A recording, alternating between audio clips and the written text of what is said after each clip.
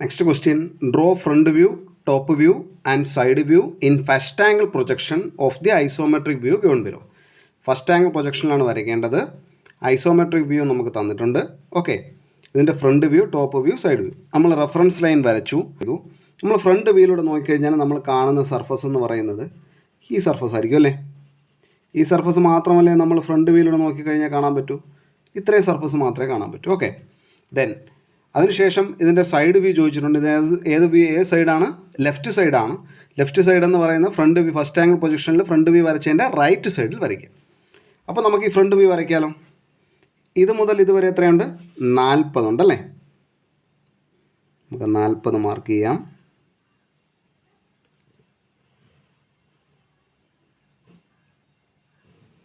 Okay, 40 ഉണ്ട്. Then ഇത് മുതൽ ഇതുവരെ എത്രയാണ് ഇതിൻ്റെ ഹൈറ്റ്? ടോട്ടൽ ഹൈറ്റ് ഇത് മുതൽ ഇതുവരെ 30 എന്ന് പറഞ്ഞിട്ടുണ്ട് അല്ലേ. ഈ വീതി എന്ന് പറയുന്നത് 10 അല്ലേ. അപ്പോൾ നമുക്ക് ആദ്യം അത് തന്നെ മാർക്ക് ചെയ്യാം. ഇതൊരു 10 mm വിഡ്ത്തുണ്ട്, ശരിയല്ലേ.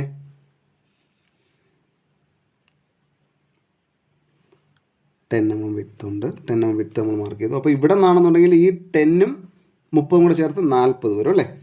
അപ്പോൾ ഇവിടെ നമ്മൾ 30ൻ്റെ ആവശ്യമേ ഉള്ളൂ. നോക്കിയേ,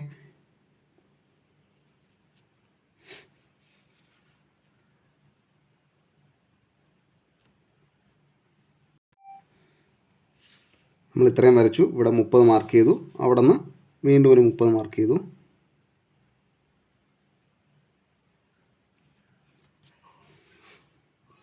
ദെൻ ഇത് മുതൽ ഇതുവരെ എത്രയുണ്ട്? 50 ഉണ്ട്.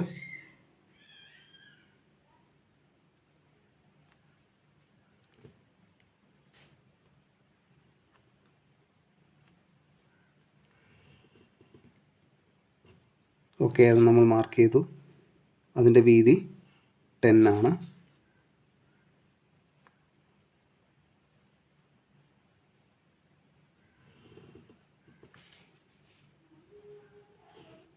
ശരിയല്ലേ. ഇത്രയാണല്ലോ ഇതിൻ്റെ ഫ്രണ്ട് വ്യൂ. ഓക്കെ, ഇതിൻ്റെ മെഷർമെൻറ്റ് ഒന്നുകൂടെ നോക്കുക. ഇത് മുതൽ ഇതുവരെ 40ഉം പിന്നെ ഇത് മുതൽ ഇതുവരെ 50ആണ്. ഓക്കെ, അപ്പോൾ ഇത് മുതൽ 40ഉം. ഇപ്പോൾ ഇത്രയും പോർഷൻ എന്ന് പറയുന്നത് 10 കഴിഞ്ഞതിന് ശേഷം ഇത് മുതൽ ഇതുവരെ എത്രയാണ്? 40ആണ്. ഇത് മുതൽ ഇതുവരെ എത്രയാണ്? 50ആണ്. ഓക്കെ, അപ്പോൾ നമ്മൾ മാർക്ക് ചെയ്ത് കഴിഞ്ഞു. അപ്പോൾ അതിൻ്റെ ഫ്രണ്ട് വ്യൂ ആയി. ഇനി നമുക്ക് എന്താ വരയ്ക്കേണ്ടത്? ഇതിൻ്റെ ടോപ്പ് വ്യൂ ആണല്ലേ. ടോപ്പ് വ്യൂ എന്ന് പറയുമ്പോൾ മുകളിൽ നിന്ന് നോക്കുന്ന വ്യൂ ആണ്. ഈ സർഫസ് നമുക്ക് കാണാൻ പറ്റും, ഈ സർഫസ് നമുക്ക് കാണാൻ പറ്റും, അതുപോലെ ഈ സർഫസ് നമുക്ക് കാണാൻ പറ്റും. ദെൻ പിന്നെ സർഫസ് കാണാൻ പറ്റും. ഈ സർഫസ് നമുക്ക് വ്യക്തമാണ്. ഇത്രയും സർഫസും നമുക്ക് വ്യക്തമാണ് അല്ലേ. ശരിയല്ലേ.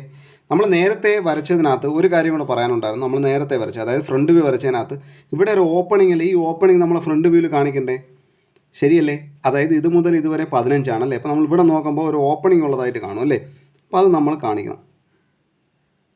15 എടുത്തിട്ട് നമ്മൾ എങ്ങനെ റെപ്രസെൻറ്റ് ചെയ്യുന്നു? അതിനെ ഹിഡൻ ലൈനിൽ റെപ്രസെൻറ്റ് ചെയ്യുന്നു.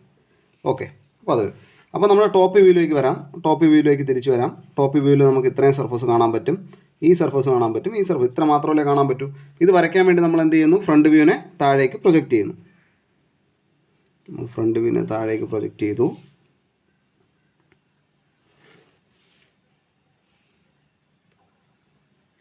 ഇതും കൂടെ നമുക്ക് മാർക്ക് ചെയ്തിടാം. ഓക്കെ, ദെൻ നേരത്തെ പറഞ്ഞ പോലെ തന്നെ ടോപ്പ് വ്യൂ ഇത് മുതൽ ഇതുവരെ നോക്കിയേ, ഇത് മുതൽ ഇതുവരെയാണ് 40, ശരിയല്ലേ. അപ്പോൾ 40 നമ്മൾ മാർക്ക് ചെയ്യുന്നു. പിന്നെ അതിനുശേഷം ഇത് മുതൽ ഇതുവരെ 50 അല്ലേ. അപ്പോൾ 80. അപ്പോൾ ഈ പോർഷൻ അതുപോലെ തന്നെ നമുക്ക് മാർക്ക് ചെയ്യാം.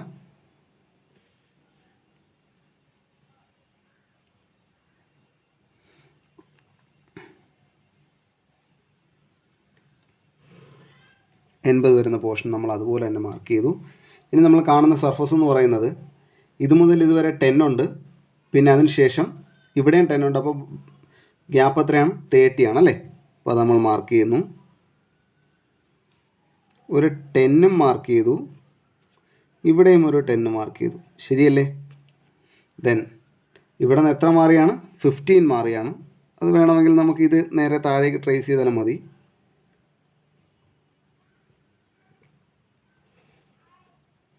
കണ്ടോ, ഈ പോർഷൻ നമ്മളിവിടെ ജോയിൻ ചെയ്യുന്നു. ശരിയല്ലേ? ഇത്രയും പോർഷൻ നോക്കിയേ, ഇത്രയാണ് നമ്മൾ കാണുന്നത്. ഇനി അതിന് ശേഷം ഇത് മുതൽ ഇതുവരെ അല്ലേ, ഇത് മുതൽ ഇതുവരെ വന്നിട്ട് ഇങ്ങനൊരു പോർഷനാണ് പോകുന്നത്. അപ്പോൾ അത് നമ്മൾ മാർക്ക് ചെയ്യണം.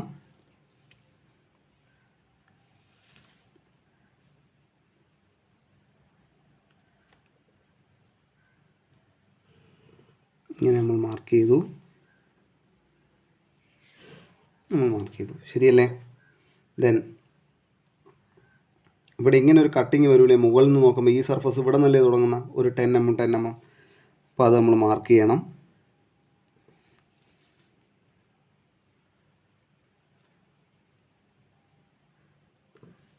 ഇവിടെയും 10, അതുപോലെ ഇവിടെയും 10.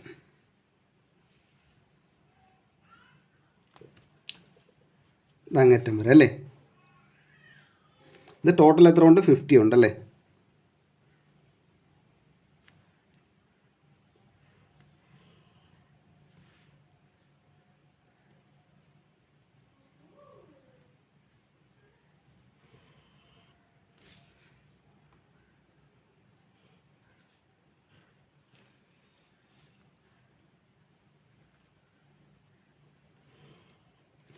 ശരിയല്ലേ? ഇത്രയും തന്നെയാണല്ലോ ഇതിൻ്റെ ടോപ്പ് വ്യൂയിലൂടെ കാണുന്നത്. ഈ പോർഷൻ ഇത്രയും, ഈ പോർഷൻ ഇത്രയും, പിന്നെ അതിനുശേഷം ഇങ്ങനെ 2 പോർഷനാണ് നമ്മൾ കാണുന്നത്. ഇത്ര തന്നെയാണല്ലോ ഇതിൻ്റെ ടോപ്പ് വ്യൂ. ദെൻ ഇനി നമുക്ക് ഏതാ വരയ്ക്കേണ്ടത്? ഇതിൻ്റെ സൈഡ് വ്യൂ ആണ്. ഇത് ഏത് സൈഡാണ്? ലെഫ്റ്റ് സൈഡാണ്. അതെവിടെ വരയ്ക്കുന്നു? ഫ്രണ്ട് വ്യൂവിൻ്റെ റൈറ്റ് സൈഡിൽ വരയ്ക്കുന്നു. ഓക്കെ, നമ്മളതിൻ്റെ സൈഡ് വ്യൂവിൽ നിന്ന് നോക്കിക്കഴിഞ്ഞാൽ നമുക്ക് ഈ സർഫസ് കാണാൻ കഴിയും, ഈ സർഫസ് കാണാൻ കഴിയും, അതുപോലെ ഇത്രയും സർഫസും കാണാൻ കഴിയും. ശരിയല്ലേ? പിന്നെ കാണാൻ പറ്റുന്ന സർഫസ് എന്ന് പറയുന്നത് ഈ സർഫസാണ്, ഈ 2 സർഫസ്.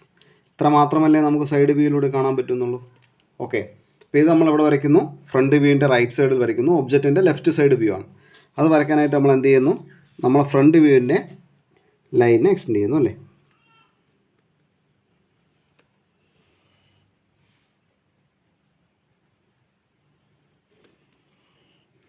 ഓക്കെ,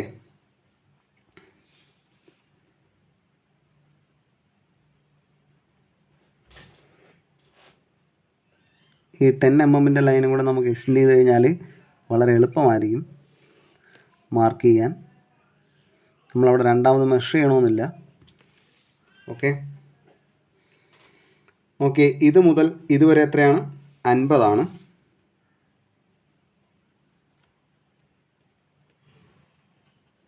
നമ്മൾ മാർക്ക് ചെയ്തു. ദെൻ ഇത് നമുക്കിങ്ങനെ ക്ലോസ് ചെയ്യാം. ഇവിടെയും ക്ലോസ് ചെയ്തു, ഇവിടെയും ക്ലോസ് ചെയ്തു. 10 കഴിഞ്ഞ് ഇവിടെയും 2 അറ്റത്തും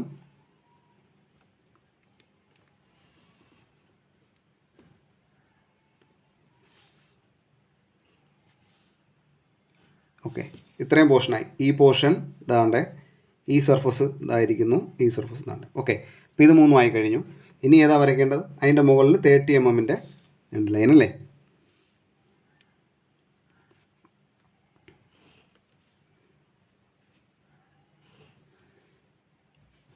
ശരിയല്ലേ? അതുപോലെ ഇവിടെ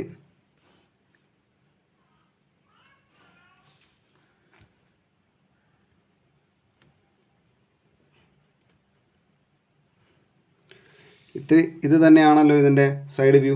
ഈ പോർഷനും അതുപോലെ ഈ 2 പോർഷനും. ഇത്ര മാത്രമല്ലേ ഉള്ളൂ. മനസ്സിലായോ? ഇതിന് ശേഷം എന്ത് ചെയ്യുക? ഡയമെൻഷൻ ചെയ്യുക. ലാസ്റ്റ് നമ്മൾ പ്രോപ്പർ ഇതുപോലെ ഡയമെൻഷൻ ചെയ്യുക. ഓക്കെ.